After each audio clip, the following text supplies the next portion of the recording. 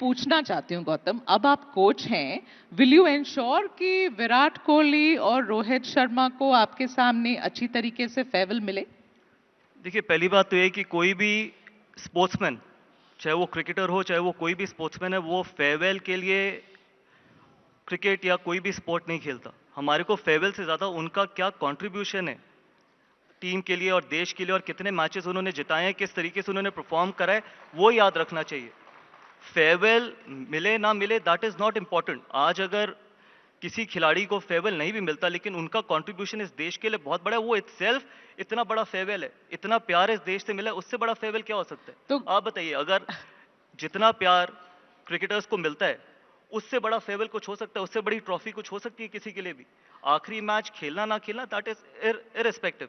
तो इसलिए ये फेयरवेल वगैरह की बात की इसको नहीं मिला उसको मिला, आई थिंक किसी भी क्रिकेटर से अगर आप पूछेंगे वो उनकी जिंदगी में मैटर भी नहीं करेगा। अरे तो मुझे गौतम फिर ऐसे पूछने दीजिए, मतलब उनकी farewell is not on your mind, which means कि अपकमिंग जो इंग्लैंड जा रही है आपकी टीम, आप लेने वाले हैं रोहित को, विराट को, are they going to be part of the team?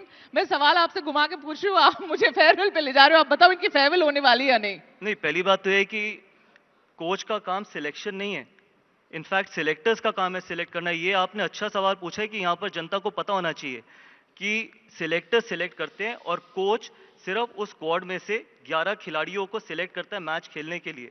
तो ये जो परसेप्शन है कि कोच ही सिलेक्टर है, कोच कभी ना मेरे से पहले वाले कोच सिलेक्टर थे ना मैं कोई सिलेक्टर हूँ।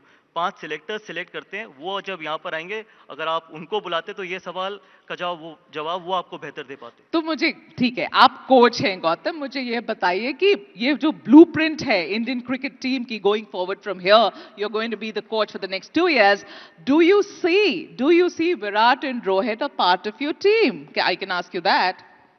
Look, till the time they're performing, they should be part of it. शुरू Okay. कब आप करते हैं और कब आप खत्म करते हैं वो आपका इंडिविजुअल डिसीजन है। ना कोई कोच, ना कोई चेयरमैन, ना कोई सिलेक्टर, ना कोई बीसीसीआई आपको ये बता सकती कि आपको अभी खत्म करना है। हाँ। आप परफॉर्म करते रहिए, आप 40 के आप 45 तक खेलते रहिए, किसी ने मना थोड़ा किया। 2027 वर्ल्ड कप लग रहा है ये दोनों खेलेंगे? सी अल्टीमेटली ये उनका डिसीजन है, उससे ज्यादा इंपॉर्टेंट है उनकी परफॉर्मेंस।